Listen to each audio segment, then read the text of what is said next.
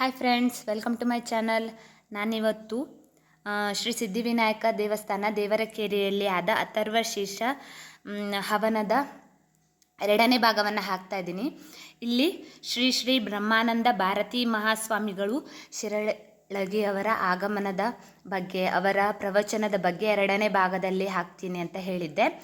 ಅದನ್ನು ನಾನು ಈಗ ಹಾಕ್ತಾ ಇದ್ದೀನಿ. ನಿಮಗೆ ನನ್ನ ವಿಡಿಯೋ ಇಷ್ಟ ಆದರೆ ಲೈಕ್ ಮಾಡಿ, ಶೇರ್ ಮಾಡಿ, ಕಮೆಂಟ್ ಮಾಡಿ. ಹಾಗೆ ನನ್ನ ಚಾನಲ್ಗೆ ಸಬ್ಸ್ಕ್ರೈಬ್ ಆಗಿ.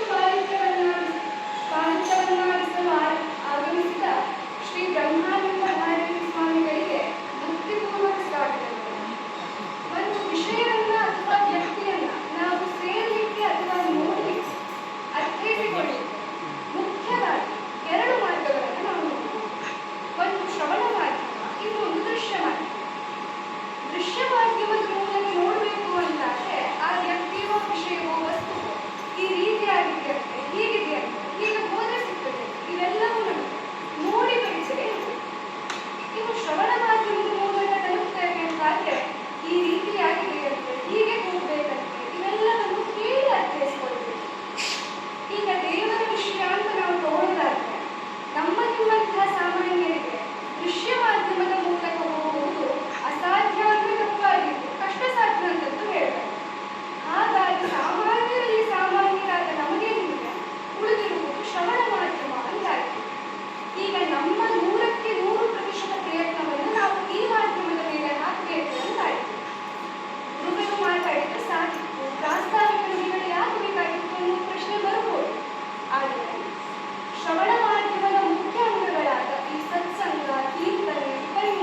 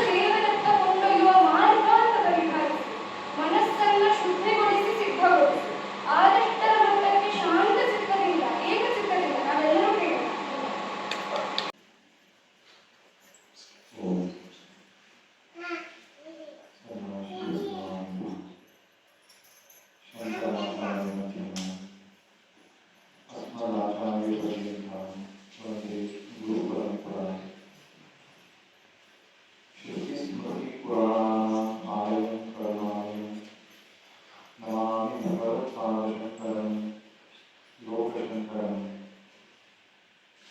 शङ्करं शङ्कराचार्यं केशवं बादरायणं सूत्रभाष्यकृतो वन्दे भगवतो पुनः ईश्वरो गुरुरात्मेति मूर्तिभेदविभागिने व्योमवद्व्याप्तदेहाय दक्षिणामूर्तये नमः दक्षिणामूर्तये नमः वक्रतुण्डमहाकाय कोटिसूर्यसमप्रभ निर्विघ्नकुरुदेव सर्वकार्येषु सर्वदा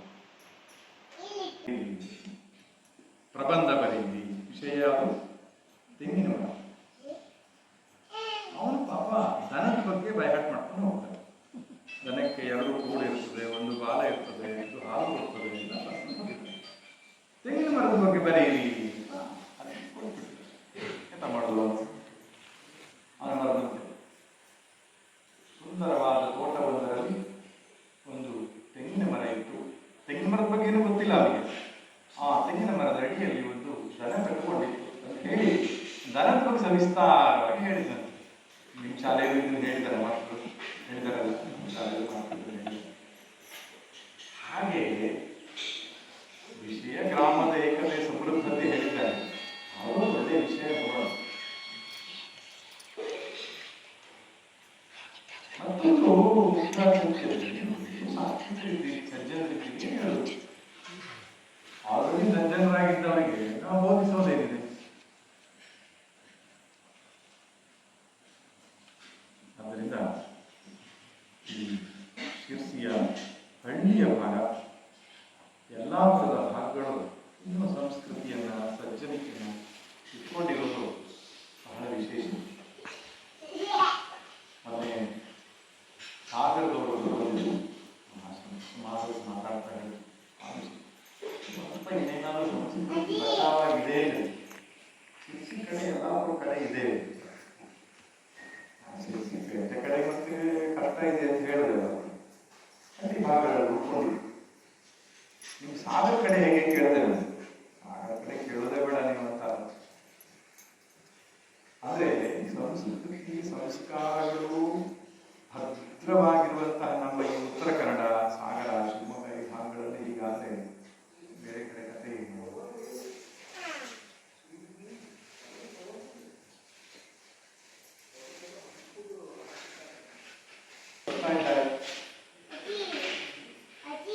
ಈ ಸನಾತನ ವೈದಿಕ ಹಿಂದೂ ಸಂಸ್ಕೃತಿ ಕಾಪಾಡಲ್ಪಡಬೇಕು, ಮುಂದಿನ ಪೀಳಿಗೆಗೆ ಇದು ವರ್ಗಾವಣೆ ಆಗಬೇಕು ಎಂಬುದಾಗಿ ಗುರುಗಳು ತುಂಬಾ ಪ್ರಯತ್ನ ಪಡ್ತಾ ಇದ್ದಾರೆ.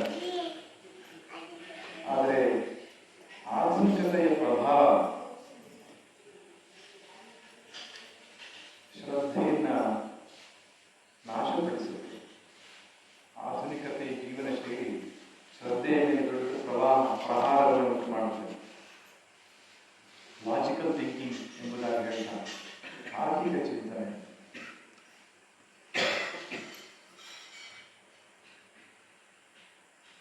ಮಕ್ಕಳು ಪ್ರಶ್ನೆ ಮಾಡ್ತಾರಲ್ಲ, ಅಪ್ಪ ಅಮ್ಮಂದ್ರೆ ಹೇಗಿದ್ದಾನೆ, ಹೇಗಿದ್ದಾನೆ, ಎಲ್ಲಿದ್ದಾನೆ, ಯಾಕೆ ಪೂಜೆ ಮಾಡಬೇಕು, ಯಾಕೆ ಭಜನೆ ಮಾಡಬೇಕು, ಯಾಕೆ ಸಂಧ್ಯಾವಂದನೆ ಮಾಡಬೇಕು, ಯಾಕೆ ದೇವಸ್ಥಾನಕ್ಕೆ ಹೋಗ್ಬೇಕು, ದೇವರು ಎಲ್ಲ ಕಡೆ ಇದ್ದಾನೆ.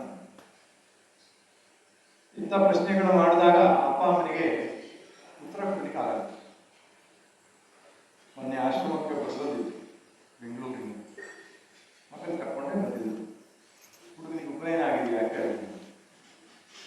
ಆಗಿ 3 ವರ್ಷ ಆಯಿತು. ಸಂಧ್ಯಾವಂದನೆ ಮಾಡ್ತಿದ್ಯಾ ಅಂತ ಹೇಳಿದೆ. ಮುಂಚೆ ಮಾಡ್ತಿದ್ದೆ, ಈಗ ಬಿಟ್ಟಿದೆ ಅಂತ ಹೇಳು. ನಾನು ಯಾಕೆ ಬಿಟ್ಟಿದ್ಯಾ ಅಂತ ಉತ್ತರ ಕೊಟ್ಟಿಲ್ಲ. ಅವ್ರ ಅಪ್ಪನ ಹತ್ರ ಕೇಳು, ನೀವು ಸಂಧ್ಯಾವಂದನೆ ಮಾಡ್ತಿದ್ದೀರಾ ಅಂತ ಕೇಳಿ.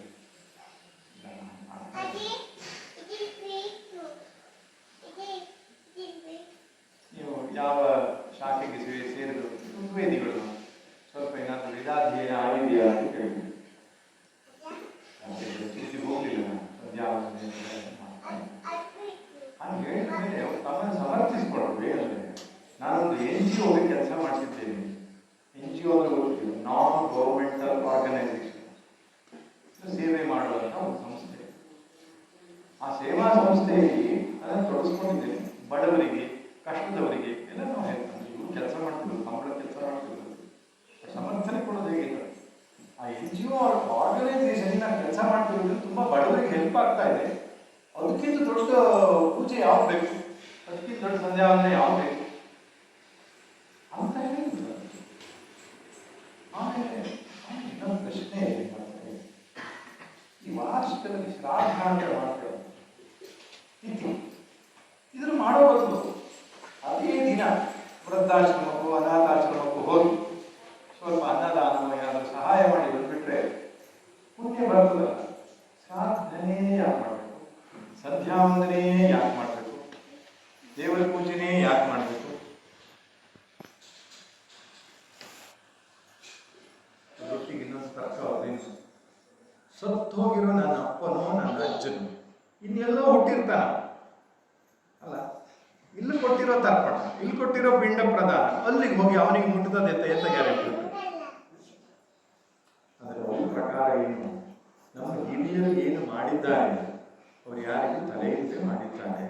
ನಾವು ಬುದ್ಧಿವಂತರು, ನಾವೀಗ ಅದನ್ನು ವಿರೋಧಿಸಿದ್ರೆ ಬುದ್ಧಿಜೀವಿಗಳು, ತಾರ್ಕಿಕರು, ರ್ಯಾಷನಲಿಸ್ಟ್ ಅಂತ ಹೇಳ್ತಾರೆ. ಆದರೆ ಒಂದು ನೆನಪಿಟ್ಟುಕೊಳ್ಬೇಕು, ನಾವು ಋಷಿಗಳು, ಹಿರಿಯರು ಏನೇ ಮಾಡಿದರೂ ಕೂಡ ಅದರ ಹಿಂದೆ ನಮಗೆ ಅರಿವಾಗದೇ ಇರ್ಬೋದು, ನಮ್ಮ ಅರಿವಿಗೂ ಮೀರಿದ ಅಲೌಕಿಕವಾದಂತಹ ಅತೀಂದ್ರಿಯವಾದಂತಹ ಸತ್ಯದ ಆಧಾರದ ಮೇಲೆ ಮಾಡಿದ್ದಾರೆ. ಶ್ರದ್ಧತ್ಸ್ವ ಸೌಮ್ಯ ಶ್ರದ್ಧತ್ಸ್ವ, ಸುಮ್ಮನೆ ಶ್ರದ್ಧೆ ಇಟ್ಟು ನಾವು ಅನುಸರಿಸಿದ್ರೆ ಸಾಕು. ತರ್ಕ ಇಲ್ಲ ಅಂತಲ್ಲ, ಅದಕ್ಕೆ ತರ್ಕ ಇದೆ. ಅದನ್ನು ಅರ್ಥ ಮಾಡಿಕೊಳ್ಳುವ ಅರ್ಹತೆ, ಯೋಗ್ಯತೆ ನಮ್ಮಲ್ಲಿ ಇಲ್ಲದೆ ಇರೋದ್ರಿಂದ ಜಾಸ್ತಿ ತರ್ಕ ಹೇಳಿಲ್ಲ. ಆದರೆ ಶ್ರದ್ಧೆ ಇಟ್ಟು ಯಾರು ಅನುಸರಿಸಿದ್ದಾರೋ ಅವರಿಗೆ ಶ್ರೇಯಸ್ಸು ಆಗಿದೆ. ಯಾರು 3 ಕಾಲ ಆಗಲಿರುವ 2 ಕಾಲವಾದ ಸಂಧ್ಯಾವಂದನೆಯನ್ನ ನಿರಂತರವಾಗಿ ಮಾಡಿದ್ದಾರೋ ಅವರ ಜೀವನದಲ್ಲಿ ಸುಖ ಶಾಂತಿ ಪ್ರಾಪ್ತಿಯಾಗಿದೆ. ಯಾರು ದೇವರ ಪೂಜೆಯನ್ನು ಬಿಡಲಿಲ್ವೋ ಅವರ ಮನೆಯಲ್ಲಿ ಶಾಂತಿ ಸಮೃದ್ಧಿ ಇದೆ. ಹೇಳಿದ ತಕ್ಷಣ ಕೆಲವರು ಹೇಳೋದು ಸ್ವಾಮೀಜಿ ಏನು ದೇವರು ಅನ್ನೋದಕ್ಕೆ ಜಾಸ್ತಿ. ಈ ದೇವರು ಯಾರು ನಂಬೋದಿಲ್ಲ ನೋಡಿ, ಸುಖವಾಗಿದ್ದಾರೆ. ನಮ್ಗೆ ಇಂಥ ಪ್ರಶ್ನೆಗಳೆಲ್ಲ ಬರೋದು, ಚೆನ್ನಾಗಿ ಕೇಳೋದು. ದೇವರು ಅನ್ನೋರಿಗೆ ಕಷ್ಟ ಜಾಸ್ತಿ ಸ್ವಾಮಿ, ದೇವರು ನಮ್ಮದೇ ಇದ್ದವರಿಗೆ ಹಾಯಾಗಿದ್ದಾರೆ ಅಂತ. ನಾನು ಎಷ್ಟು ಮನೆ ಸರ್ವೆ ಮಾಡ್ಕೊಂಡು ಬಂದಿದ್ದೀವಿ. ದೇವರು ಅನ್ನೋರಿಗೆ ಕಷ್ಟ ಜಾಸ್ತಿ ಅಂತ ನೀವು ಹೇಳ್ತಿದ್ದೀರಲ್ಲ, ಎಷ್ಟು ಮನೆ ಜನಗಣತಿ ಮಾಡ್ಕೊಂಡು ಬಂದಿರಿ ಹೇಳಿ. ಇಲ್ಲ ಹಾಗೆ ನಮಗೆ ಕಾಣಿಸೋದಾಗಿದೆ. ಯಾರು ಭಗವಂತನನ್ನ ಆರಾಧಿಸ್ತಾರೋ ಹೊರಗಡೆಯಲ್ಲಿ ದುಃಖ ಕಷ್ಟಗಳು ಕಾಣಿಸಬಹುದು, ಒಳಗಡೆ ಶಾಂತಿಯನ್ನು. ನಾನು ಸರ್ವೆ ಮಾಡಿದ, ನಾನು ಕಂಡುಕೊಂಡಂತಹ ಕುಟುಂಬಗಳಲ್ಲಿ ದೇವರು ಸಂಧ್ಯಾವಂದನೆ, ಭಜನೆ, ಪೂಜೆ, ಸತ್ಸಂಗ ಇಂಥವುಗಳಲ್ಲಿ ಯಾರು ತೊಡಗಿಸಿಕೊಂಡಿದ್ದಾರೋ ಅವರ ಮನೆಯಲ್ಲಿ ಶಾಂತಿ, ಅವರ ಮನದಲ್ಲಿ ಶಾಂತಿ, ನೆಮ್ಮದಿ ಜಾಸ್ತಿ ಕಂಡಿದ್ದೇನೆ. ಯಾರು ಬರೀ ಲೌಕಿಕ ಹಣ, ಅಧಿಕಾರ, ಅವ್ರ ಮನೆ ವಿಷಯ, ಇವ್ರ ಮನೆ ವಿಷಯ ಬರೀ ಲೌಕಿಕ ಮಾಡ್ಕೊಂಡಿದ್ದಾರೆ, ಅವ್ರ ಮನೆಯಲ್ಲಿ ಶಾಂತಿ, ನೆಮ್ಮದಿ ಇಲ್ಲ. ಯಾಕೆ ಹೇಳಿ? ಶಾಂತಿ, ಸುಖ, ನೆಮ್ಮದಿಗೂ ಪುಣ್ಯಕ್ಕೂ ನೇರವಾದ ಸಂಬಂಧ. ನಿಮ್ಮ ಜೀವನದಲ್ಲಿ ಪುಣ್ಯ ಇದೆಯೋ ಸುಖ ಶಾಂತಿ ಜಾಸ್ತಿ, ಪಾಪ ಇದೆಯೋ ದುಃಖ ಗಲಭೆ ಗೊಂದಲ ಜಾಸ್ತಿ. Happiness is directly proportional to ಪುಣ್ಯ. ವಿಜ್ಞಾನದ ಭಾಷೆಯಲ್ಲಿ ಹೇಳೋದಾದ್ರೆ ಹ್ಯಾಪಿನೆಸ್ಸಿಗೂ ಮತ್ತು ಪುಣ್ಯಕ್ಕೂ ನೇರ ಸಂಬಂಧ. ಹ್ಯಾಪಿನೆಸ್ ಜಾಸ್ತಿ ಆಗಬೇಕು, ಪುಣ್ಯ ಜಾಸ್ತಿ ಆಗಬೇಕು. ಹ್ಯಾಪಿನೆಸ್ ಅಂದ್ರೆ ಸಂತೋಷ, ನೆಮ್ಮದಿ. ಕಷ್ಟ, ದುಃಖ, ನೋವು ಜಾಸ್ತಿ ಆಗಬೇಕು, ಪಾಪ ಜಾಸ್ತಿ ಆಗಬೇಕು. ಪಾಪ ಜಾಸ್ತಿ ಇದ್ದಷ್ಟು ದುಃಖ ಜಾಸ್ತಿ. ಪಾಪಕ್ಕೂ ದುಃಖಕ್ಕೂ ಏನು ಸಂಬಂಧ? ಇದು ಹಿರಿಯರು ಕಂಡುಕೊಂಡ ಸತ್ಯ. ಒಬ್ಬನು ಬಡವ ಇರಬಹುದು, ಅವನ ಆ ದಿನದ ಊಟ ಅಷ್ಟೇ ಸಂಪಾದನೆ ಅವನು ಮಾಡ್ತಾ ಇರಬಹುದು, ಆದರೆ ನೆಮ್ಮದಿ. ಒಬ್ಬರು ತುಂಬ ಶ್ರೀಮಂತ ಇರಬಹುದು, ಅನ್ಯಾಯ, ಮೋಸ, ವಂಚನೆ, ಸ್ವಧರ್ಮಾನುಷ್ಠಾನ ಮಾಡದೇ ಇರುವುದು, ಈ ರೀತಿಯಾದ ಜೀವನ ಶೈಲಿಯಿಂದ ಕುಟುಂಬದಲ್ಲಿಯೂ ಕೂಡ ಅಸಮಾಧಾನ, ಮಾನಸಿಕವಾಗಿಯೂ ಕೊರಗು ಇರ್ತದೆ. ಆದ್ದರಿಂದ ಶ್ರೀಮಂತಿಕೆ, ದುಡ್ಡು, ವ್ಯವಸ್ಥಿತವಾದಂತಹ ಉಪಕರಣಗಳು, ಇವುಗಳಿಂದ ಸುಖ ಶಾಂತಿ ಅಂತ ನಾವೇನಾದರೂ ತಿಳ್ಕೊಂಡಿದ್ರೆ ಇದು ತಪ್ಪು ಲೆಕ್ಕಾಚಾರ. ಹಿರಿಯರು ಕಂಡುಕೊಂಡ ಸತ್ಯ. ಶತಶತಮಾನಗಳಿಂದ ಅನುಭವದಲ್ಲಿ ದಾಖಲಾದ ವಿಷಯ. ಅವರದ್ದು ಮಾತು ಹೇಳಿದ್ರು ಬಹಳ ಚಂದ. ಯಾಕೆ ಸ್ವಾಮೀಜಿಯವರ ಮಾತುಗಳನ್ನು, ಶಾಸ್ತ್ರಗಳ ಮಾತುಗಳನ್ನು ಕೇಳಬೇಕು ಅಂದ್ರೆ ನಾವು ಹೊಂಡಕ್ಕೆ ಬೀಳು ತಪ್ಪುತ್ತದೆ. ಹಿರಿಯರ ಮಾತುಗಳನ್ನು ಯಾಕೆ ಕೇಳಬೇಕು? ಅವರು ತಮಾಷೆ ಹೇಳ್ತಿದ್ರು. ಹಿರಿಯರ ಮಾತುಗಳನ್ನು ಯಾಕೆ ಕೇಳಬೇಕು ಅಂದ್ರೆ ಅವರು ಹೆಚ್ಚು ತಪ್ಪು ಮಾಡಿದ್ದರಿಂದ ನಾವು ಆ ತಪ್ಪಿನಿಂದ ಬಚಾವಾಗಬಹುದು ಅಂತ ಹೇಳಿದ್ರು. ತಮಾಷೆ ಮಾಡ್ತಾರೆ. ಶಾಸ್ತ್ರಗಳು ಹಿರಿಯರು ಕಂಡುಕೊಂಡ ಸತ್ಯ ಇದು. ದುರ್ಯೋಧನ ಹತ್ರ ದುಡ್ಡಿ ಶ್ರೀಮಂತಿಕೆ ಇತ್ತು. ಕೃಷ್ಣ ಮನೆ ಊಟಕ್ಕೆ ಹೋಗಿಲ್ಲ, ವಿದುರನ ಮನೆಗೆ ಹೋಗ್ತಾನೆ. ಪಾಂಡವರು 14 ವರ್ಷ ವನವಾಸ ಮಾಡಿದ್ರು, ಕಾಡಿನಲ್ಲೇ ಇದ್ರು. ನೆಮ್ಮದಿ ಜಾಸ್ತಿ ಪಾಂಡವರಿಗಿತ್ತು, ದುರ್ಯೋಧನಿಗಿತ್ತು. ದುರ್ಯೋಧನ ನೆಮ್ಮದಿಯಿಂದ ಬದುಕಲೇ ಇಲ್ಲ ಸ್ವಾಮಿ. ಯಾವಾಗಲೂ ಭಯ. ಯಾವಾಗ ಪಾಂಡವರು ಬರ್ತಾರೋ, ಯಾವಾಗ ನನ್ನ ರಾಜ್ಯ ಕಸಿಕೊಳ್ತಾರೋ, ಭಯ ಎಲ್ಲಿ ತನಕ ಮನಸ್ಸಲ್ಲಿರುತ್ತೋ ಶಾಂತಿ ಇರುತ್ತ. ನಿಮ್ಮ ಮನಸ್ಸಲ್ಲಿ ಭಯ ಮತ್ತು ಶಾಂತಿ ಒಟ್ಟೊಟ್ಟಿಗೆ ಹೋಗ್ಲಿಕ್ಕೆ ಸಾಧ್ಯವ?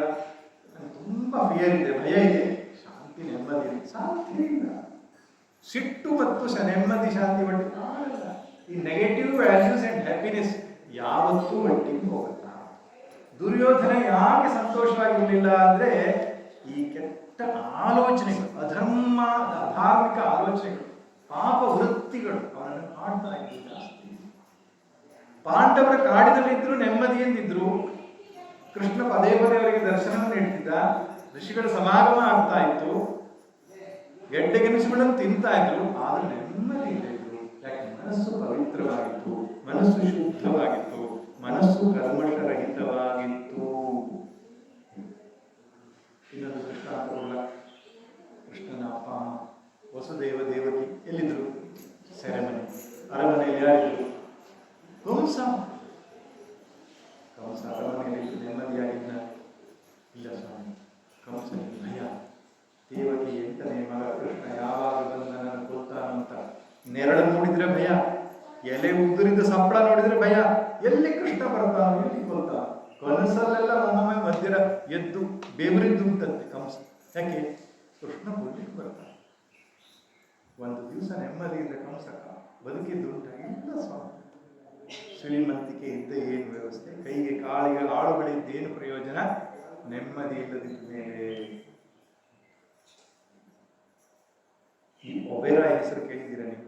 7 ಸ್ಟಾರ್ 5 ಸ್ಟಾರ್ ಹೋಟೆಲ್ಗಳಲ್ಲಿ ಕಟ್ಟಿದ್ದಾರೆ. ಒಬೆರಾಯ್ ಹೆಸರು ಮುಂಚೆಲ್ಲ ಹೇಳಿಕೊಂಡು ನನಗೆ ದೊಡ್ಡ ಒಬೆರಾಯ ಶ್ರೀಮಂತರಿಗೆ ಹೋಲಿಕೆ. ಆ ಒಬೆರಾಯ್ ಅವರ ಇಂಟರ್ವ್ಯೂ ಮಾಡಿದಾಗ ಬೆಂಗಳೂರಿಗೆ ಬಂದಾಗ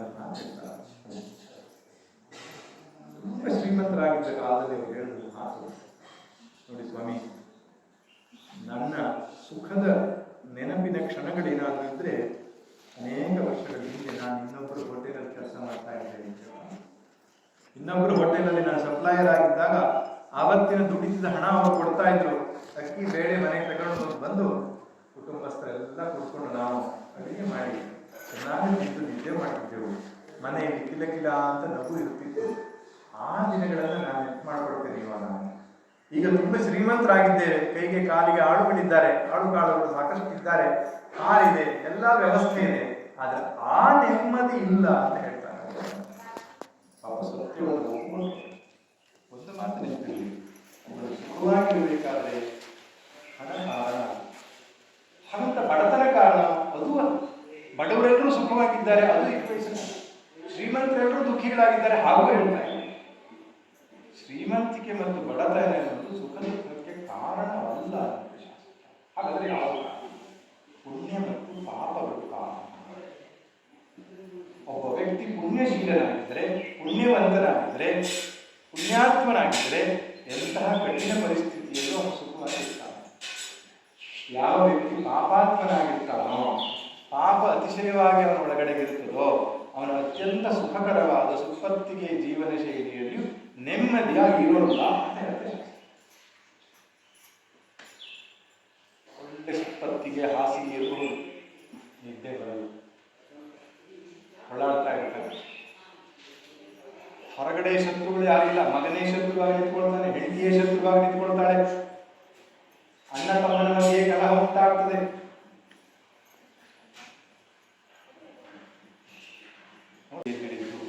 ಸಂಧ್ಯಾವಂದನೆ ಮಾಡು, ದೇವ ಪೂಜೆ ಮಾಡು, ಭಜನೆ ಮಾಡು, ಸ್ತೋತ್ರ ಪಾರಾಯಣ ಮಾಡು, ಇದೆಲ್ಲ ಮಾಡೋದ್ರಿಂದ ಏನಾಗ್ತದೆ? ಪಾಪಕ್ಷಯ ಆಗ್ತದೆ.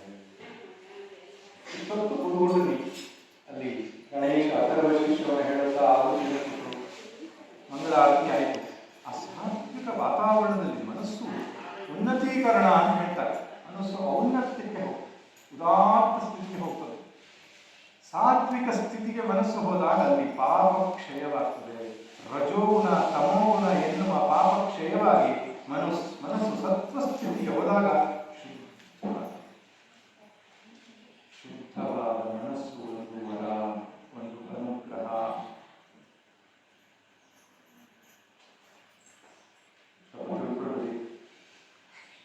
ತುಂಬಾ ಸುಲಭದ ವಿಷಯ ಅಂತ ನೀವು ಹೇಳಬಹುದು. ಮನಸ್ಸು ಕೂತ್ಕೊಳ್ಳಲ್ಲ. ಭಜನೆ ಮಾಡ್ತೇನೆ ಅಂತ ಹೊರಟ್ರೆ ಸ್ವಲ್ಪ ಮೊಬೈಲ್ ನೋಡೋಣ, ಸ್ವಲ್ಪ ಹಟ್ಟೆ ಹೊಡೆಯೋಣ, ಸ್ವಲ್ಪ ಟಿವಿ ನೋಡೋಣ,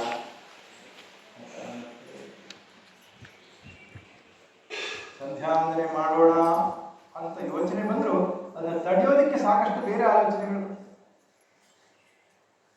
ಯಾಕೆ? ಆ ಹೊರಗಡೆಗೆ ಸೆಳೆತ ಮಾಯೆಯ ಪ್ರಭಾವ ನಮ್ಮ ಮೇಲೆ ಜಾಸ್ತಿ ಇದೆ. ಅದನ್ನು ಎಳೆದುಕೊಂಡು ಒಳಗಡೆ ಹೋಗಿ ಕೂರಿಸ್ಬೇಕು ಅಂದ್ರೆ ಪೂರ್ವಜನ್ಮದ ಸುಕೃತ ಬೇಕು, ಪುಣ್ಯ ಬೇಕು. ಅದಕ್ಕೆ ಶ್ರೀಕೃಷ್ಣ ಭಗವದ್ಗೀತೆಗೆ ಸ್ಪಷ್ಟವಾಗಿ ಒಂದು ಮಾತನ್ನು ಹೇಳ್ತಾನೆ, ನಮಾನುಷ್ಕೃತಿನೋ ಮೂಢಾ ಪ್ರಪದ್ಯಂತೆ ನರಾಧಮಾಃ. ಭಗವಂತನಿಗೆ ಶರಣಾಗಬೇಕು ಅಂತ ಪಾಪಾತ್ಮನಿಗೆ ಅನಿಸೋದಿಲ್ಲ. ದೇವರಿಗೆ ನಮಸ್ಕಾರ ಮಾಡಬೇಕು, ದೇವ್ರ ಪೂಜೆ ಮಾಡಬೇಕು, ದೇವ್ರ ಮುಂದೆ ಹೋಗಬೇಕು ಅಂತ ಅನಿಸ್ಬೇಕಾದ್ರೆ ಸ್ವಲ್ಪ ಪುಣ್ಯ ಬೇಕು ಅಂತ. ಚತುರ್ವಿಧ ಭಜಂತೆ ಮಾಂ. ಆಮೇಲೆ ಜನ ಸುಕೃತಿನೋರ್ಜುನ. ಸುಕೃತಿನ ಅಂದ್ರೆ ಪುಣ್ಯಾತ್ಮರು ಅಂತ. ಪುಣ್ಯ ಜಾಸ್ತಿ ಇದ್ದವರು ಭಗವಂತನ ಹತ್ರ ಹೋಗ್ತಾರೆ, ಪಾಪ ಜಾಸ್ತಿ ಇದ್ದವರು ಭಗವಂತನಿಗೆ ದೂರ ಆಗ್ತಾರೆ. ಅವ್ರಿಗೆ ಸಂಧ್ಯಾಕಾಲ ಆಯಿತು ಅಂದ ತಕ್ಷಣ ದೇವ್ರ ಮುಂದೆ ಹೋಗ್ಬೇಕು ಅಂತ ಅನಿಸೋದೇ ಇಲ್ಲ, ಕಷ್ಟ ಆಗ್ತದೆ. ಕಷ್ಟ ಆದ್ರೂ ಹೋಗ್ಲಿ ಅಂತಲೇ ಹೇಳೋದು. ಮನಸ್ಸನ್ನ ಬಲವಂತವಾಗಿ ಆದ್ರೂ ನಾವು ಎಳ್ಕೊಂಡು ತಕೊಂಡು ಹೋಗಿ ದೇವರ ಮುಂದೆ ಕೂರಿಸಿ ಒಂದಿಷ್ಟು ಸ್ತೋತ್ರ, ಒಂದಿಷ್ಟು ಭಜನೆ, ಒಂದಿಷ್ಟು ದೇವರ ಸ್ಮರಣೆ ಮಾಡಿದ್ದೇ ಆ ಪಕ್ಷದಲ್ಲಿ ಪಾಪಕ್ಷಯ ಪಾಪಕ್ಷಯ ಆಗ್ತಿದ್ದಾಗ ಬದುಕಿನಲ್ಲಿ ಬದಲಾವಣೆ ತನ್ನಿಂದ ತಾನೇ ಬರ್ತದೆ. ಹೆಂಡತಿ ರಿಪೇರಿ ಮಾಡಬೇಕಾಗಿಲ್ಲ, ಗಂಡನ ರಿಪೇರಿ ಮಾಡಬೇಕಾಗಿಲ್ಲ, ಮಕ್ಕಳನ್ನ ರಿಪೇರಿ ಎಲ್ಲ ತನ್ನಿಂದ ತಾನೇ ಸರಿ ಆಗ್ತಾ ಬರ್ತದೆ. ಸ್ವಾಮಿ, ನಾವು ಈಗ ಮಾಡ್ತಿರೋದೇನು? ಎಲ್ಲರಿಗೂ ಸರಿ ಮಾಡೋಣ ಅಂತ ಪ್ರಯತ್ನ. ಸರಿಯಾಗಲಿಲ್ಲವದು ಸರಿದಲ್ಲವೆನ್ನುತ್ತ ಹರಡಿಕೊಳ್ಳಬೇಡ ಮುಳ್ಳನು ಹಾಸಿಗೆಯಲ್ಲಿ. ಕೊರೆಯಾದೊಡೇನೊಂದು ನೆರೆದೊಡೆ ನಿನ್ನೊಂದು ಹೊರಟು ಕೆಲಸ ಬದುಕು ನಿಮ್ಮ. ನೀವು ಸರಿ ಮಾಡ್ತಾ ಕೂತ್ಕೋಬೇಕಷ್ಟೆ, ಸರಿ ಆಗಲ್ಲ.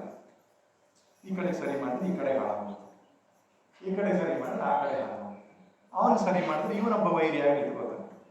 ಪ್ರಪಂಚವನ್ನ ಒಂದು ದಿವಸ ಎಲ್ಲಾ ಸರಿ ಮಾಡಿ ನೆಮ್ಮದಿ ಕಾಣ್ತೇನೆ ಅಂತ ನೀವೇನಾದ್ರೂ ಹೊರಟ್ರೆ ಏರುತಗುಗಳ ಮಧ್ಯೆ, ಬೆಳಕು ಕತ್ತಲೆಯ ಮಧ್ಯೆ, ಹಗಲು ರಾತ್ರಿಯ ಮಧ್ಯೆ, ಸಮಸ್ಯೆಗಳ ಮಧ್ಯೆ ಶಾಂತಿಯನ್ನ ಕಾಣಬೇಕು.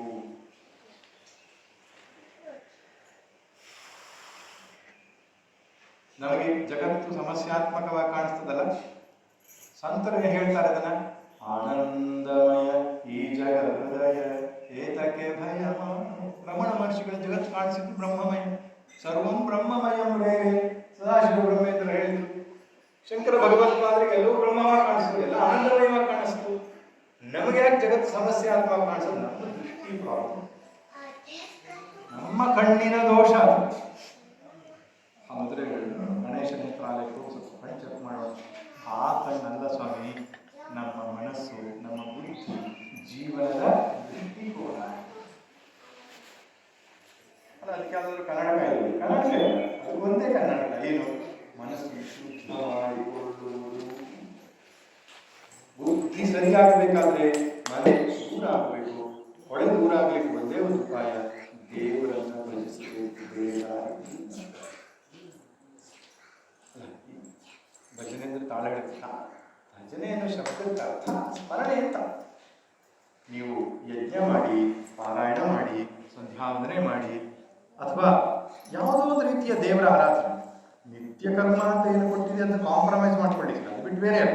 ನಿತ್ಯ ಕರ್ಮವೇ. ಅದಕ್ಕೆ ಹೊರತಾಗಿ ಯಾವುದೇ ರೀತಿಯ ಭಗವಂತನ ಸ್ಮರಣೆಗೆ ಭಜನೆ ಅಂತಲೇ ಅರ್ಥ. ಈಗ ತೀರ್ಥ ಕ್ಷೇತ್ರ ಯಾತ್ರೆ ಒಂದು ರೀತಿಯ ಭಜನೆ. ಸತ್ಸಂಗ ಶ್ರವಣ ಮಾಡ್ತಾ ಇದ್ದೀರೇನೋ, ಒಳ್ಳೆ ವಿಚಾರ ಕೇಳ್ತಾ ಇದ್ದೀರಿ, ಇದೊಂದು ಭಜನೆ.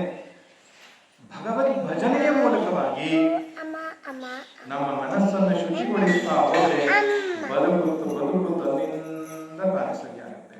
ಆದರೆ ಯಾರಿಗೂ ಅದು ಬೇಡ. ಸ್ವಲ್ಪ ಹೊತ್ತು ದೇವರ ಜೊತೆ ಕುಳಿತುಕೊಂಡು ಅವನ ಸ್ಮರಣೆ ಮಾಡೋಣ. ಅವನಿಗಾಗಿ ನಮ್ಮ ಸಮಯವನ್ನ, ಶ್ರಮವನ್ನ, ಒಂದಿಷ್ಟು ದ್ರವ್ಯವನ್ನ ತ್ಯಾಗ ಮಾಡೋಣ. ಇಲ್ಲ, ರಾಮಕೃಷ್ಣ ಪರಮಹಂಸರು ಹೇಳ್ತಾರೆ, ಸಂಸಾರಕ್ಕಾಗಿ ಕೊಡಗಟ್ಟಲೆ ಕಣ್ಣೀರು ಸುರಿಸುವವರಿದ್ದಾರೆ, ದೇವರಿಗಾಗಿ ಒಂದು ಹನಿ ಕಣ್ಣೀರು ಸುರಿಸಿದ್ರೆ ಅದು ನರಕವನ್ನು ದಾಟಿಸ್ತಾ ಇದ್ದಾರೆ.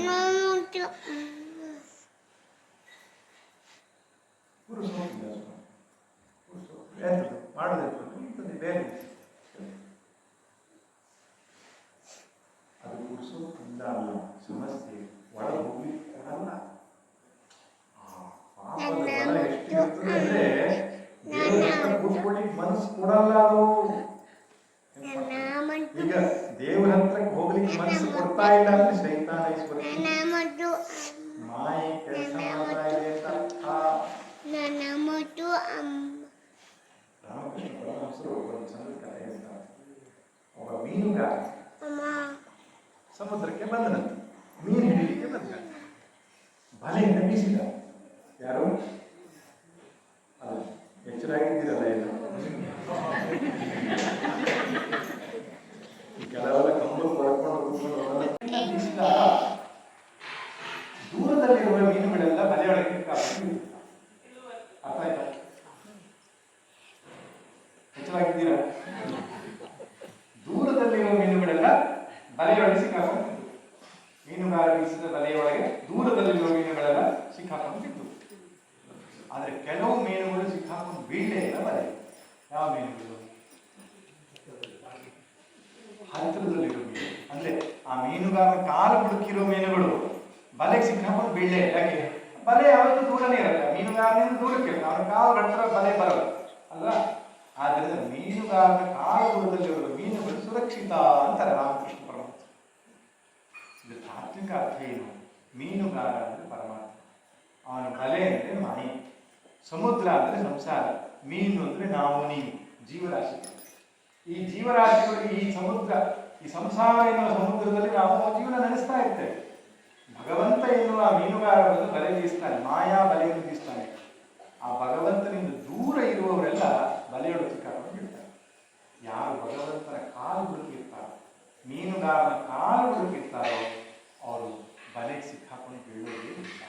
ಅದಕ್ಕೆ ರಾಮಕೃಷ್ಣರು ಹೇಳ್ತಿದ್ರು, ಮಾಯಾ ಬಲೆಯಿಂದ ನೀವು ಬಚಾವಾಗಬೇಕು ಅಂದ್ರೆ ಭಗವಂತನ ಪಾದ ಹಿಡ್ಕೊಳ್ಳಿ. ಹಾಗೆ ಈ ಸಂಸಾರ ಸಾಗರದಿಂದ ಬಚಾವಾಗಬೇಕು ಅಂದ್ರೆ ಈ ಸಂಸಾರದ ಗೋಳು, ಕಷ್ಟ, ತಾಪತ್ರಯ, ತೊಂದರೆ ಒಂದಲ್ಲ ಒಂದು ಸ್ವಾಮಿ, ಒಂದಲ್ಲ ಒಂದು ಕಳೆದ ಮೇಲೆ ಮತ್ತೊಂದು ಮುಗಿಯೋದ್ರಲ್ಲಿಲ್ಲ. ಇದು ಒಬ್ಬೊಬ್ಬರದು ಒಂದು ಕಥೆ, ಒಬ್ಬೊಬ್ಬರದು ದೋಸೆ ತೋರು, ಕೆಲವರದ್ದು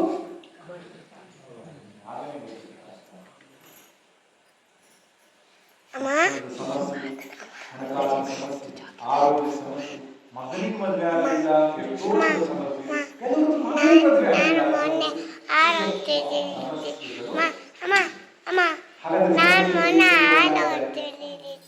ಸಮಸ್ಯೆಗಳೇ ಇಲ್ಲದೆ ಆಗ್ತಾರೆ. ಇಬ್ಬರಿಗಿಲ್ಲ ಸಮಸ್ಯೆ, ಒಬ್ಬರು ಇನ್ನೂ ಹುಟ್ಟಿಲ್ಲ, ಮತ್ತೊಬ್ಬರು ಸ್ವಲ್ಪ ಹೋಗಿದೆ. ಮೂರನೇವನು ಬಂದಿದ್ದಾನೆ, ಅವನಿಗೆ ಆತ್ಮಜ್ಞಾನಿ. ರಮಣ ಮಹರ್ಷಿಗಳು, ಶಂಕರ ಭಗವತ್ಪಾದರು ಅಂತಹ ಆತ್ಮಜ್ಞಾನಿಗಳಿಗೆ ಸಮಸ್ಯೆ ಇರುತ್ತೆ. ರಾಮಕೃಷ್ಣ ಪರಮಹಂಸರಿಗೆ ಕ್ಯಾನ್ಸರ್ ಇತ್ತು, ರಮಣ ಮಹರ್ಷಿಗಳಿಗೆ ಕ್ಯಾನ್ಸರ್ ಇತ್ತು, ಸಮಸ್ಯೆ ಇಲ್ಲ ಅಂತ ಹೇಗೆ ಹೇಳ್ತೀರಿ? ನೋಡಿ, ಇದೆ ಸಮಸ್ಯೆಗಳು ಇರುತ್ತೆ, ಮೀರಿ ಮೇಲಕ್ಕೆ ನಿಂತಿರ್ತಾರೆ. Rising above the problem. ಸಮಸ್ಯೆಗಳು ಅವರನ್ನ ತ್ರಾಸ ಕೊಡಲ್ಲ. ಸಮಸ್ಯೆಗಳಿಲ್ಲ ಏನ್ ಮಾಡೋದು? ನಾವೆಲ್ಲ ಸಮಸ್ಯೆ ಪರಿಹಾರ ಮಾಡಲಿಕ್ಕೆ ಹೋರಾಟ ಮಾಡ್ತಾರೆ. ಕೆಲವರಿಗೆ ಪ್ರತಿದಿನ ಆಸ್ಪತ್ರೆ, ಕೆಲವರಿಗೆ ಜ್ಯೋತಿಷಿ ಆಯಿತು ಅಂದ್ರೆ ಜಾಸ್ತಿ ಆಯ್ತು. ಅವ್ರು ಒಂದು ಪರಿಹಾರ ಮಾಡಿದ್ರು, ಏನೋ ಪರಿಹಾರ ಕಾಣುತ್ತೆ, ಇನ್ನೊಂದು ಪ್ರಾಬ್ಲಮ್ ಬಂತು, ಮತ್ತೆ ಕವಡೆ ಹಾಕೋದು ಜ್ಯೋತಿಷ. ನಾನು ಅದ್ರ ಬಗ್ಗೆ ಯಾವುದೇ ಇಲ್ಲ, ಹೀಗೆ ಟಿಪ್ಪಣಿಗಳಿಲ್ಲ. ಹುಷಾರಿಲ್ಲ, ಆರೋಗ್ಯ ಹಾಕೋದು ನಾನು ಹೇಳ್ತೀನಿ. ಅದಂತೆ ಇನ್ನೊಂದು ಪರಿಹಾರ ಇದೆ. ಏನು? ಸಮಸ್ಯೆಗಳಿಗೆ ಮೂಲ ಕಾರಣ ನಮ್ಮದೇ ಕರ್ಮ. ಇದು ನಾವು ಅಕ್ಕಪಕ್ಕದ ಮನೆಯ ಕಾರಣ ಅಲ್ಲ, ಅಥವಾ ಯಾವ ವ್ಯಕ್ತಿ ಕಾರಣ ಅಲ್ಲ. ಕೆಲವು ಪಾಪ ಗ್ರಹಗಳ ಮೇಲೆ ಹಾಕ್ತಾರೆ. ನವಗ್ರಹಗಳಲ್ಲಿ ಯಾವುದೋ ಒಂದು ಗ್ರಹ ಬಹಳ ಕಾಟ ಕೊಡ್ತಾ ಇದೆ ಅಂತ ಹೇಳಿ ಆ ಗ್ರಹ ನನ್ನ ಜೀವನದಲ್ಲಿ ಬಹಳ ತೊಂದರೆ ಕೊಡ್ತಾ ಇದೆ. ಸತ್ಯವಾಗಿ ಯಾವ ಗ್ರಹವು ಯಾರ ಜೀವನದಲ್ಲಿ ಮತ್ತು ಜ್ಯೋತಿಷಿಗಳು ಹೇಳ್ತಾರೆ, ಶುಕ್ರ ದೆಸೆ, ರಾಹು ಬೃಹಸ್ಪತಿ ಸಂಧಿ ಹೇಳ್ತಾರೆ. ಅದು ನಮ್ಮದೇ ಕರ್ಮವನ್ನು ಹೇಳುವುದು. ನವಗ್ರಹಗಳು ನಿಮ್ಮ ಕರ್ಮವನ್ನು ತೋರಿಸುತ್ತೆ. ಕರ್ಮ ಕಾರಕಗಳಲ್ಲ, ಕರ್ಮ ಸೂಚಕಗಳು. ಹಾಗಾದ್ರೆ ದೇವರಲ್ಲ ಕಷ್ಟ ಕೊಡೋದು, ಸುಖ ಕೊಡೋದು, ದೇವರು. ಸ್ಪಷ್ಟವಾಗಿ ಕೃಷ್ಣ ಭಗವದ್ಗೀತೆಯಲ್ಲಿ ಹೇಳ್ತಾನೆ, ನಾದತ್ತೇ ಕಸ್ಯಚಿತ್ ಪಾಪಂ ನ ಚೈವ ಸಕೃತಂ ವಿಭೋ ಸಮೋಹಂ ಸರ್ವಭೂತೇಷು ನ ಮೇ ದ್ವೇಷೋ ಅಸ್ತಿ ನ ಪ್ರಿಯಃ. ಎಲ್ಲರಿಗೂ ನಾನು ಸಮಾನ. ನಾನು ಪೂಜೆ ಮಾಡುವವರಿಗೂ ಸಮಾನ, ಪೂಜೆ ಮಾಡದೇ ಇರುವವರಿಗೂ ನಾನು ಸಮಾನ. ನಾನು ಯಾರಿಗೆ ಕೆಟ್ಟದ್ದನ್ನು ಮಾಡಲ್ಲ, ಯಾರಿಗೆ ಒಳ್ಳೆಯದನ್ನು ಮಾಡಲ್ಲ. ದೇವರು ಬೇಕಂತಲೇ ಬಂದು ನಿಮ್ಮ ಜೀವನದಲ್ಲಿ ಕಷ್ಟ ಕೊಡಲ್ಲ. ದೇವರು ಬೇಕಂತಲೇ ಬಂದು ನಿಮ್ಮ ಜೀವನದಲ್ಲಿ ಸುಖನೂ ಕೊಡಲ್ಲ. ಕೆಲವು ದೇವರ ಮೇಲೆ ಹೇಳಿದ್ರು ಅಂತ ನಿಷ್ಕರು ದೇವರಿಗೆ ಹೃದಯವೇ ಇಲ್ಲ. ದೇವರು ಕಷ್ಟ ಕೊಡೋದಲ್ಲ, ಗ್ರಹಗಳು ಕಷ್ಟ ಕೊಡೋದಲ್ಲ. ಯಾರು ಕಷ್ಟ ಕೊಡೋದು? ಹಾಗಾದ್ರೆ ಅಕ್ಕಪಕ್ಕದ ಮನೆಯವರ ಅವರು ನಮ್ಮದೇ ಕರ್ಮ ಸ್ವಾಮಿ, ನಮ್ಮದೇ ಕರ್ಮ. ನೀವು ಹಿಂದೆ ಒಳ್ಳೆಯದು ಮಾಡಿದ್ರೆ ಇವತ್ತು ಒಳ್ಳೆಯದು ಆಗ್ತದೆ, ಹಿಂದೆ ಕೆಟ್ಟದ್ದು ಮಾಡಿದ್ರೆ ಕೆಟ್ಟದ್ದೇ ಸಂಭವಿಸುತ್ತೆ. ತಪ್ಪಿಸಿಕೊಳ್ಳಲು ಸಾಧ್ಯ ಇಲ್ಲ.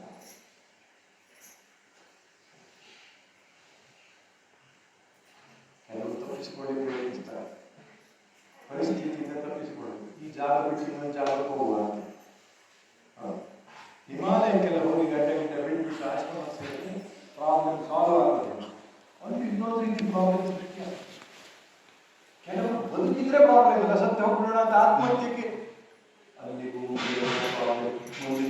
ಮತ್ತೆ ಅಲ್ಲಿ ಶುರು ಆಗ್ತದೆ, ಹೇಗೆ ನಿಲ್ಸಿದ್ದೀರೋ ಹಾಗೆ ಆ ಕರ್ಮವನ್ನು ಮುಸುಗೆ ತೊಳೆಯಬೇಕು. ಮನಸ್ಸಿನ ಮುಸುಗೆ ತೊಳೆಯಲೇ ಕರ್ಮವನ್ನು ಕಳ್ಕೊಳ್ಬೇಕು, ತೊಳ್ಕೊಳ್ಬೇಕು. ಅದಕ್ಕೆ ದಾರಿ ಯಾವುದು? ಸತ್ಕರ್ಮ. ಶ್ರೇಷ್ಠವಾದ ಸತ್ಕರ್ಮ ಯಾವುದು? ಭಗವತ್ ಶರಣಾಗತಿ, ದೇವರಿಗೆ ಶರಣಾಗುವುದು. ಅನನ್ಯಾಶ್ಚಿಂತಯಂತೋ ಮಾಂ ಯೇ ಜನಾಃ ಪರ್ಯುಪಾಸತೆ ಸರ್ವಧರ್ಮಾನ್ ಪರಿತ್ಯಜ್ಯ ಮಾಮೇಕಂ ಶರಣಂ ವ್ರಜ. ಶ್ರೇಷ್ಠವಾದ ಸತ್ಕರ್ಮ ಭಗವಂತನಿಗೆ ಶರಣಾಗುವುದು. ಗಣಪತಿಯೋ, ರಾಮನೋ, ಕೃಷ್ಣನೋ, ಶಿವನೋ, ದುರ್ಗೆಯೋ ಯಾವುದಾದರೂ ನಿಮ್ಮ ಇಷ್ಟ ದೇವರು ಯಾವುದಾದ್ರೂ ಅಡ್ಡಿಲ್ಲ. ಒಬ್ಬ ಸೃಷ್ಟಿಕರ್ತ, ಒಬ್ಬ ಜಗನ್ನಿಯಾಮಕ, ಜಗದ ಅಂತರ್ಯಾಮಿ. ಇಂದು ಒಂದು ಜಗತ್ತನ್ನು ನಡೆಸಿಕೊಂಡು ಹೋಗುತ್ತಿರುವ ಒಂದು ಶಕ್ತಿ ಇದೆ. ಅಮ್ಮನವರಂತಾದರೂ ಕರೀರಿ, ವಿಷ್ಣುವಂತಾದರೂ ಕರೀರಿ. ಆ ದೇವರಿಗೆ ಶರಣಾಗುವುದು, ಆ ದೇವರ ಜೊತೆ ಸಂಬಂಧ ಕಲ್ಪಿಸುವಂಥದ್ದು ಭಜನೆ, ಪೂಜೆ, ಧ್ಯಾನ, ಸತ್ಸಂಗ, ಸ್ತೋತ್ರ ಪಾರಾಯಣ, ನಾಮ ಜಪ. ಯಾವುದಾದ್ರೂ ಶ್ರೀರಾಮ ಜಯ ರಾಮ ಜಯ ಜಯ ರಾಮ ಚಂದ್ರನಲ್ಲಿ ಹೇಳ್ಕೊಟ್ಟು ಜಪ ಮಾಡಿ ಶ್ರದ್ಧೆಯಿಂದ ಭಕ್ತಿಯಿಂದ ನಮ್ಮ ಮನಸ್ಸನ್ನ ಯೋಗ ಬುದ್ಧಿಯಿಂದ ಭಗವಂತನೊಳಗೆ ಸೇರಿಸುವ ಪ್ರಯತ್ನ ಮಾಡಿದರೆ ಪಾಪಕ್ಷಯವಾಗುತ್ತದೆ. ಯೋಗ ಎಂಬ ಶಬ್ದಕ್ಕೆ ಅರ್ಥ ಏನು? Union. Union with God is called yoga. ಜಪ, ಧ್ಯಾನ, ಭಜನೆ ಇದೆಲ್ಲ ಯೋಗ. ಯೋಗ ಅಂದ್ರೆ ಸೇರುವುದು ಯಾರ ಜೊತೆ? ಶ್ರೇಷ್ಠವಾದ ದಿವ್ಯವಾದ ಆ ಪರಾಶಕ್ತಿಯೊಂದಿದೆ, ದಿವ್ಯ ಚೈತನ್ಯವೊಂದಿದೆ. ಯೂನಿವರ್ಸಲ್ ಕಾನ್ಶಿಯಸ್ನೆಸ್ ಅಂತ ಕರೀಬೇಕ. ನಿಮ್ಗೆ ಇಷ್ಟವಾದ ಹೆಸರು ಕರೀ. ಈಗೆಲ್ಲ ಏನಾಗಿದೆ, ಇಂಗ್ಲಿಷ್ ಶಬ್ದ ಬಳಸುತ್ತಿದ್ರೆ ಸಾಮರ್ಥ್ಯವೇ ಇಲ್ಲ ಅಂತ. ವಿಶ್ವ ಚೈತನ್ಯ ಅಂತ ಕರೀಬೇಕು. ಅವನಿಗೆ ದೇವರು ಪರಮಾತ್ಮ ಸೃಷ್ಟಿಕರ್ತ ಅಂತ ಕರೀತಾರೆ. ಅದರ ಜೊತೆಗೆ ನಮ್ಮ ಮನಸ್ಸು ಮಿಲನ ಆಗುವಂತಹ ಸಾಧನೆಯನ್ನು ಮಾಡಿದ್ರೆ ಪಾಪಕ್ಷಯವಾದಷ್ಟು, ಪುಣ್ಯ ಉದಯವಾದಷ್ಟು ಮನಸ್ಸಿನಲ್ಲಿ ಶಾಂತಿ ಸಮಾಧಾನ ನೆಲೆಗೊಳ್ಳುತ್ತದೆ. ಅದಕ್ಕೆ ಹಿರಿಯರು ಹೇಳಿದ್ದು ಭಜನೆ ಮಾಡು, ಪೂಜೆ ಮಾಡು. ದೇವ ಮಂದಿರ ಭಜನೆ ಪೂಜೆ ಪ್ರಸಾದಗಳು ಜೀವನದಲಂಕಾರ, ಮನಸ್ಸಿನ ಉದ್ಧಾರ, ಮನಸ್ಸಿನ ಉದ್ಧಾರ ಅಂತ ಕರೆ. ಭಾವವಂಶುದ್ಧ ಜಗತ್ತಿನ್ಮೇಲೊಯ್ಯುವುದು ಯಾವುದಾದ್ರೊಳ್ಳೆ ಭಾವವನ್ನು ಶುದ್ಧ ಜಗತ್ತಿನಿಂದ ಮೇಲೊಕ್ಕೊಯ್ಯುವುದು. ಪ್ರತಿದಿನ ಬೆಳಿಗ್ಗೆಯಿಂದ ಯೋಚನೆ, ಬೆಳಿಗ್ಗೆ ತಕ್ಷಣ ಏನು ಯೋಚನೆ ಕಲಿಯೋದು? ಅದೊಂದು ಕಷ್ಟ ಇರ್ತದೆ, ಇದೊಂದು ತಪ್ಪತ್ತೆ ಇರ್ತದೆ, ಅದೊಂದು ಸರಿಯಾಗಬೇಕಿರ್ತದೆ, ಅದು ಮುಗಿಯೋದಿಲ್ಲ ಅಂತ.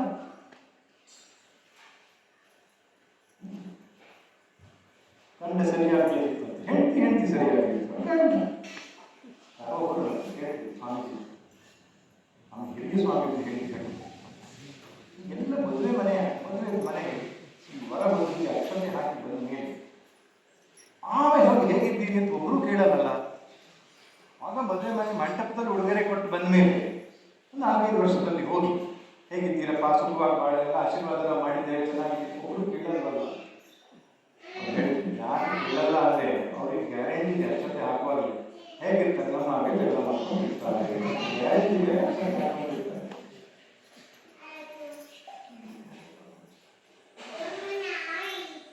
ಮಧ್ಯದಲ್ಲಿ ಶಾಂತಿ ನಾನು ಹೇಳೋದಕ್ಕೆ ಇಷ್ಟೇ. ಕಷ್ಟಗಳ ಮಧ್ಯದಲ್ಲಿ, ದುಃಖಗಳ ಮಧ್ಯದಲ್ಲಿ, ತಾಪತ್ರಯಗಳ ಮಧ್ಯದಲ್ಲಿ ಸುಖ ಶಾಂತಿ ನೆಮ್ಮದಿಯನ್ನು ಕಾಣಬೇಕು. ಭಗವದಾರಾಧನೆಯಲ್ಲಿ ಅಂತ ಕಷ್ಟ ಆದರೂ ಸರಿ, ಮನಸ್ಸಿಗಿಷ್ಟ ಆಗದೇ ಇದ್ರೂ ಸರಿ, ಒತ್ತಾಯ ಪೂರ್ವಕವಾಗಿಯಾದರೂ ದೇವರ ಮುಂದೆ ಜೀವನವಿಲ್ಲ. ನನ್ನ ಯಾರೋ ಮುಂದೆ ಬಂದವರೇ ಹೇಳ್ತಾರೆ, ನನ್ನ ಮನಸ್ಸಿಗೆ ಮಾಡಲ್ಲ, ದೇವರ ಹತ್ರ ಹೋಗಲ್ಲ, ತುಂಬ ತಕ್ಕ ಮಾಡ್ತಾನೆ. ಇವತ್ತು ಮಕ್ಕಳೇ ಹಾಗೆ ಹತ್ರ ಬದಲಾವಣೆ ಆಗಿಬಿಟ್ಟಿದೆ, ಮಾತು ಕೇಳಲ್ಲ.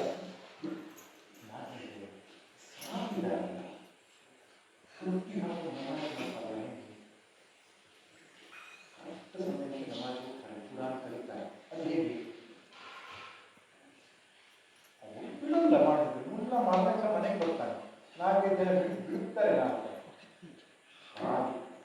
ಹಾಗೆ ಮಕ್ಕಳಿಗೆ ಸ್ಟ್ರಿಕ್ಟ್ ಮಾಡಿ ನಾವು ಕೂಡಿಸಿದ್ರೆ, ಅಪ್ಪ ಜೊತೆಯಲ್ಲೇ ಕೂತ್ಕೊಂಡು ಸಂಧ್ಯಾವಂದನೆ ಮಾಡಿದ್ರೆ, ಕೂತ್ಕೋಬೇಕು ಮಗನೇ ನೀನು ಅಂತ ಹೇಳಿದ್ರೆ ಯಾಕೆ ಕೂತ್ಕೊಳ್ತಿರ್ಲಿಲ್ಲ. ಅವನ ಸಣ್ಣ ರಕ್ತ ಸ್ವಲ್ಪ ಹಠ ಮಾಡಿದ್ರೆ ಪಾಪ ನನ್ನ ಮಗು ಅಂತ ಬಿಟ್ಟು ಅದು ಆವತ್ತು ಬಿಟ್ಟಿದ್ದು ಇವತ್ತು ಬದುಕಿಸ್ಲಿಕ್ಕಾಗಲ್ಲ.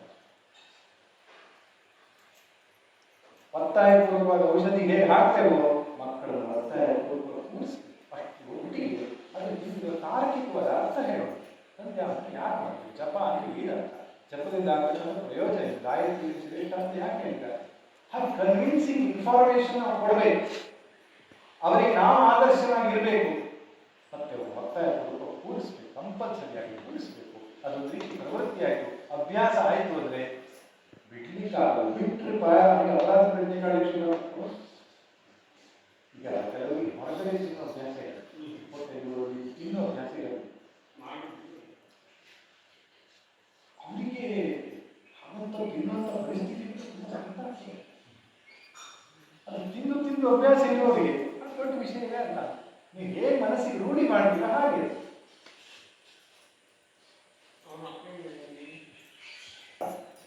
ಮನಸ್ಸು ಒಂದು ರೀತಿ ಶ್ವಾನದ ಹಾಗೆ, ಅದಕ್ಕೆ ಟ್ರೈನಿಂಗ್ ಕೊಡಬೇಕು. ಅದಕ್ಕೆ ಹೆಸರು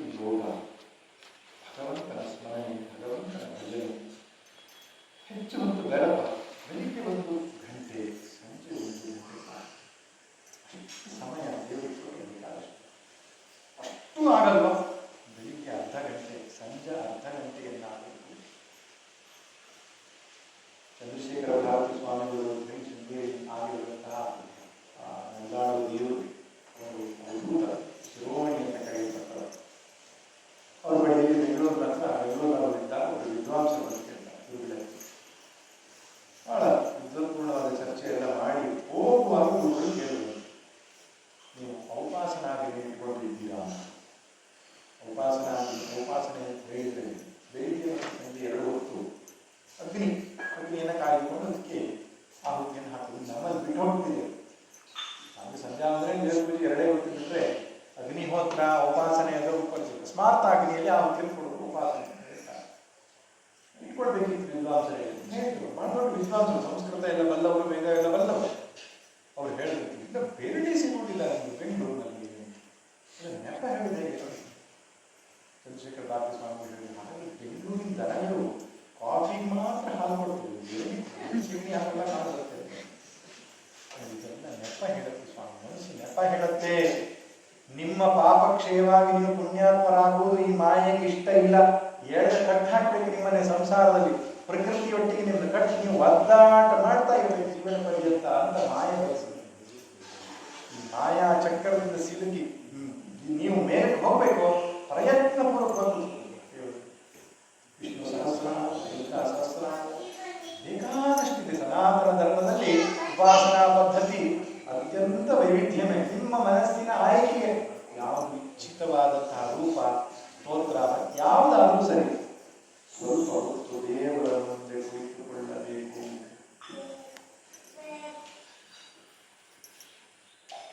ತಲೆ ಕುಳಿತುಕೊಳ್ಳೋದು ಶರೀರ, ತಲೆ ಅಲ್ಲಿ ಎಷ್ಟೋ ಸಲ ಏನಾಗ್ತದೆ, ದೇವರು ಕೂತ್ಕೋತೀವಿ, ತಲೆ ಬೇರೆ ಕಡೆ. ಕಬೀರ ಹೇಳಿದಂಗೆ ಬಾಯಲ್ಲಿ ನಾಮ ತಿರ್ತಿರ್ತದೆ, ಬೆರಳಲ್ಲಿ ಜಪ ಮಣಿ ತಿರ್ತಿರ್ತದೆ, ತಲೆ ಎಲ್ಲ ಕಡೆ ತಿರ್ತಿರ್ತದೆ ಅಂತ ತಮಾಷೆ. ನಮ್ಮ ಮನಸ್ಸು ಎಲ್ಲಿ ಉಂಟು, ದೇಹ ಎಲ್ಲಿ ಉಂಟು ಅಲ್ಲೇ ಮಾಡಬೇಕು. ಅದಕ್ಕೆ ಯೋಗ ಅಂತ ಹೇಳ್ತಾರೆ. ಯೋಗ ಅಂದ್ರೆ ಮೆಡಿಟೇಷನ್ ಅಂತ ಅರ್ಥ. ಆ 10 ನಿಮಿಷವೋ ಅರ್ಧ ಗಂಟೆಯೋ ಮೆಡಿಟೇಷನ್ ಆಗಬೇಕು. ಜಪ ಒಂದು ಧ್ಯಾನ, ಪೂಜೆ ಒಂದು ಧ್ಯಾನ, ಭಜನೆ ಒಂದು ಧ್ಯಾನ. ಭಜನೆ ಮಾಡ್ತಾ ಮಾಡ್ತಾ ಭಜನೆಯಲ್ಲಿ ತಲ್ಲೀನರಾಗಿ ಹೋಗ್ಬೇಕು, ಮೈ ಮರಿಬೇಕು. ಆ ರೀತಿ ಭಜನೆ ಮಾಡಬೇಕು. ನೋಡಿ ಯಾಕೆ ಜೀವನ ಬದಲಾಗುವುದಿಲ್ಲ. ಮನಸ್ಸನ್ನು ಸತ್ವದ ಸ್ಥಿತಿಗೆ ತರುವ ಪ್ರಯತ್ನ, ತಮೋಗುಣ ರಜೋಗುಣದಿಂದ ಮೀರಿ ಮನಸ್ಸನ್ನು ಯಾವಾಗಲೂ ಸತ್ವದ ಪ್ರಯತ್ನ ಮಾಡಿ ಇರಲ್ಲ, ಯಾವಾಗಲೂ ಇರಲ್ಲ. ರಜೋಗುಣ ತಮೋಗುಣ ಅದರಲ್ಲಿ ಎಳೆದುಕೊಂಡು ಸತ್ವ ಪ್ರಯತ್ನ ಮಾಡ್ತಾ ಇದ್ದೀವಿ. ಬದುಕು ಎಷ್ಟು ಅದ್ಭುತವಾಗಿ ಬದಲಾಗುತ್ತೆ. ಹಿರಿಯರು ಹೇಳಿದ ಮಾತು. ಇಲ್ಲ ಸ್ವಾಮಿ, ನಮಗದೆಲ್ಲ ಬೇಡ, ನಾವು ಟಿವಿ ನೋಡ್ಕೊಂಡು ಅವ್ರ ಮನೆ ವಿಷಯ ಮಾತಾಡ್ಕೊಂಡು ಆಹಾರ, ತಾಮಸಿಕ ರಾಜಸಿಕ ಆಹಾರ ತಿಳ್ಕೊಂಡು ಜೀವನ ನಡೆಸ್ತಾ ಇರ್ತೇವೆ. ನಡೆಸಿ, ದುಃಖ ನಿಮಗೆ ಅನಿವಾರ್ಯವಾಗಿ ಅಂಟಿಕೊಂಡು ಬರ್ತದೆ, ಅದನ್ನು ತಪ್ಪಿಸಿಕೊಂಡು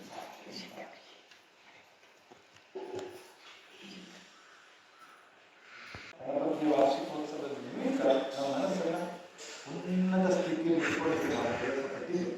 ಬೆಳಿಗ್ಗೆ ಕರ್ಮಕಾಂಡದ ಮೂಲಕ, ಊಟ ಆದ್ಮೇಲೆ ಸ್ವಲ್ಪ ಚಿಂತನೆ, ಜ್ಞಾನಕಾಂಡದ ಮೂಲಕ ನಾವು ಪ್ರಯತ್ನವನ್ನು ಪಟ್ಟಿದ್ದೇವೆ. ಇದು ವಿಚಾರವೂ ಬೇಕು. ಈ ವಿಚಾರ ಆವಾಗ ತಲೆ ಮೇಲೆ ಬಿಟ್ಟಿರ್ಬೇಕು. ಮನಸ್ಸಿನ ಪ್ರಪಂಚ